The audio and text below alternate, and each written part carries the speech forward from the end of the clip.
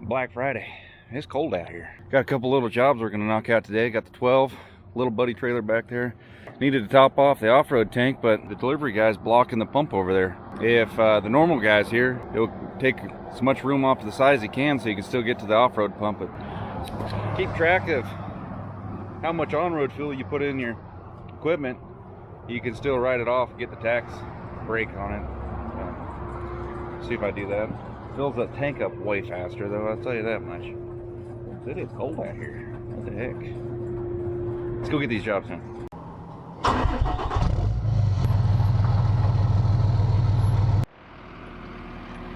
This one's not near as bad as the dump trailer.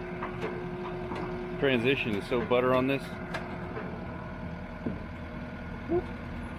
It's gonna be a little bit better than that transition. You gotta go down right there. Blackberry's down there, huh?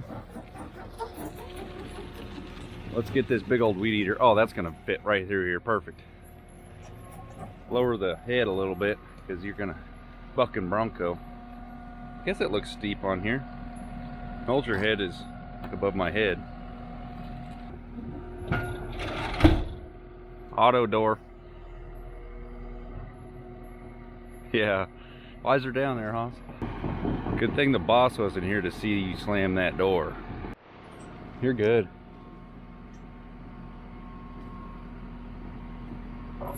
No, you got 5 inches. It's getting closer though. You're good. Keep coming. Keep coming. You got room. Close. You're on the route to it.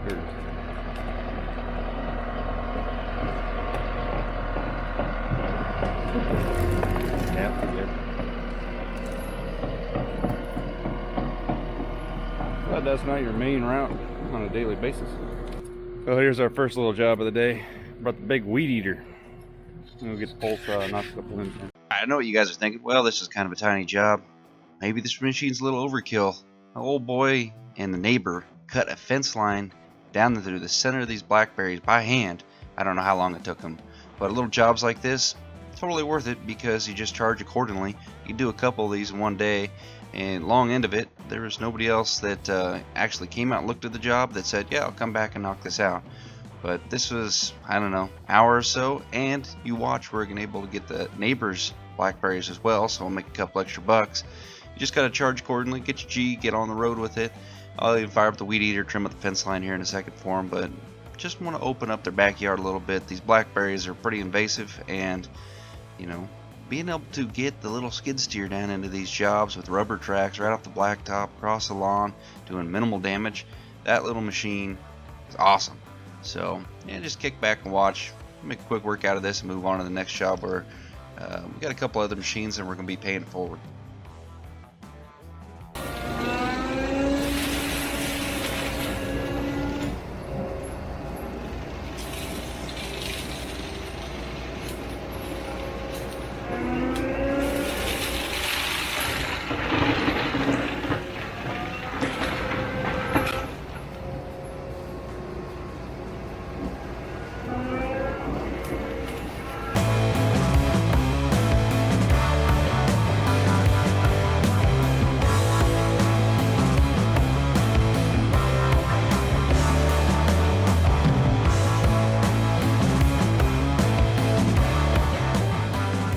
Good.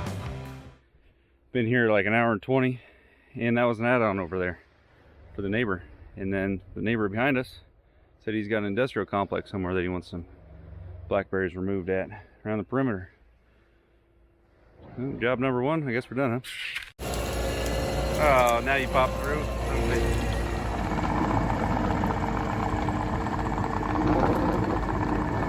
Now we're just heading to Terry's for a little bit.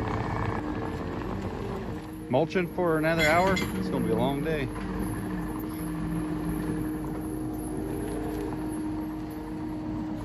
Well, here's the second job. Haas already started on this. We did work for that neighbor, this neighbor here. This is my dad's buddies.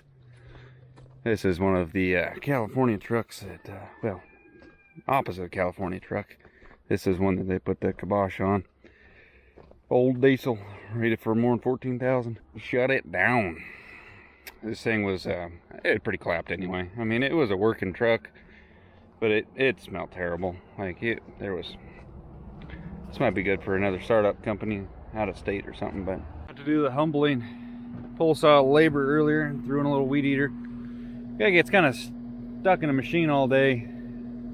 It's not too bad when you get to actually do some physical labor. Haas does a lot of the saw work just because he can keep the machines running.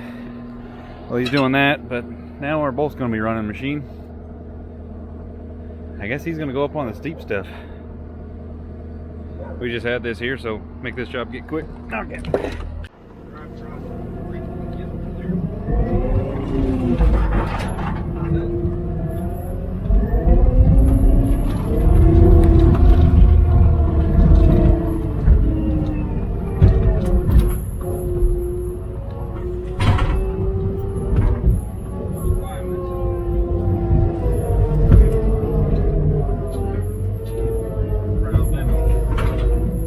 Buzz this little stuff. It's like literally like lawnmower stuff, but just steep.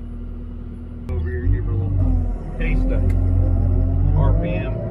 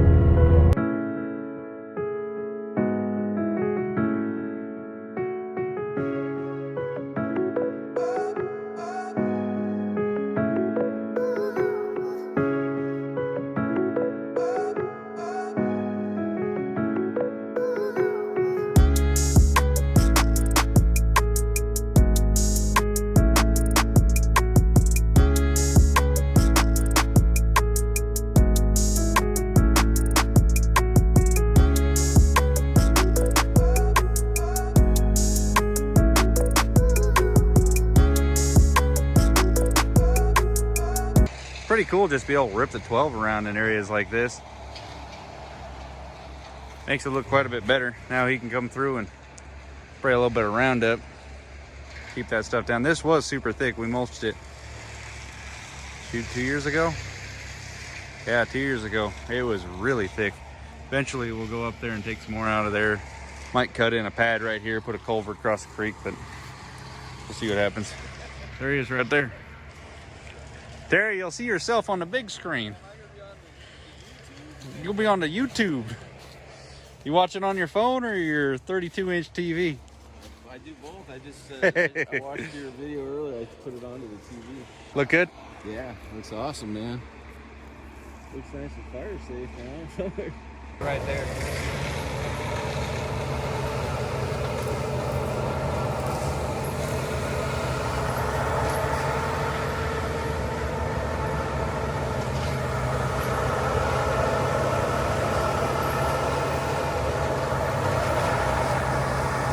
One quick thing, skid steers on the flat land and a little brush will outdo a Prime Tech or any bigger machine because they're just so much more maneuverable. But since I knocked out everything I needed to on the easy spot down below, I decided, well, I'm going to push my luck and try getting the 12 up here on this steep bit.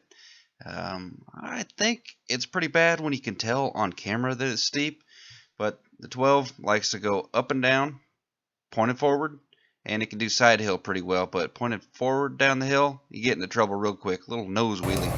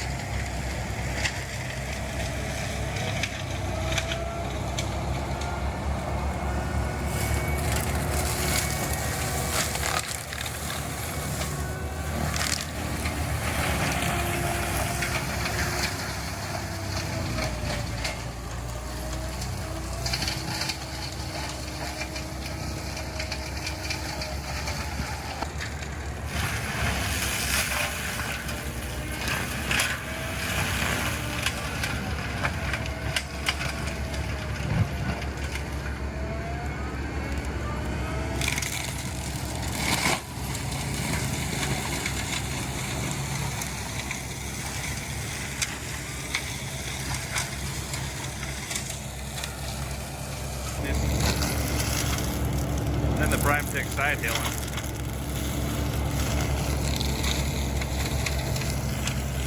He's got a helmet on it, gray cap. What are you doing? That was a lot of help there. Way to go! Little guy can get on out of here. He's going to finish a couple more little units. We spent a little bit more extra time here than I actually planned on, but the guy that owns this property, he sets us up with a lot of referrals, like a bunch. We've made decent money with some of the referrals that he's given us this last year or two. So this is a favorite job. All right, let's make this quick. That's what we did on Black Friday, the day after Turkey Day. Comment below what you guys did. I want to hear your stories. Comment it below. You believe people turn down little jobs like that because they don't think they're worth it? Well, if you string a couple of them together, charge accordingly, totally worth it. Finished up that job, bagged 2 extra clients on that one, made a couple extra bucks on add-on work for the neighbors, slid over to our buddy Terry's house, who has given us tons of referral work over the last couple of years.